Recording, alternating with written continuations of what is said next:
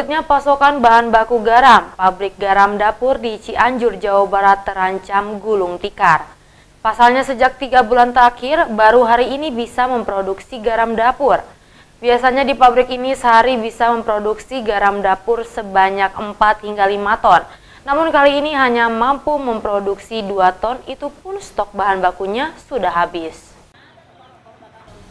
Inilah salah satu pabrik garam dapur di Kelurahan Bojong Herang, Cianjur, Jawa Barat.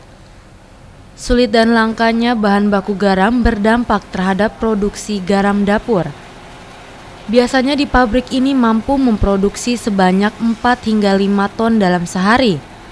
Namun sejak 3 bulan terakhir ini, baru sekali ini saja bisa memproduksi garam dapur. Itu pun target produksinya menurun jadi 2 ton dalam sehari.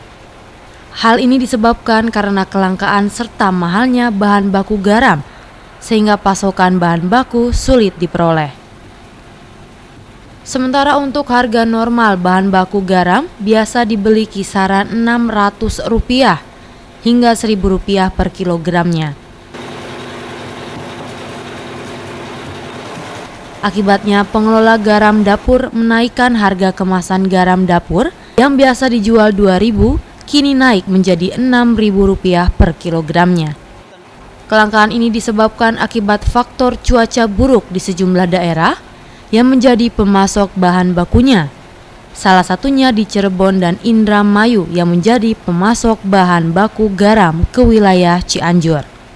Ya dampak sekali. Anak-anak banyak yang nganggur. Dari Lebaran sampai sekarang baru mau produksi 1 minggu. Berarti 3 minggu nggak produksi. Ya. Sekarang baru produksi lagi. Baru produksi lagi minggu ini. Yang ada pasti itu cuaca. Kalau buat garam lokal kan cuaca yang jadi pengaruh. Kalau impor ya itu dari pemerintah nggak dibuka kerannya. Nah, harapannya seperti apa? Harapannya impor buka lagi.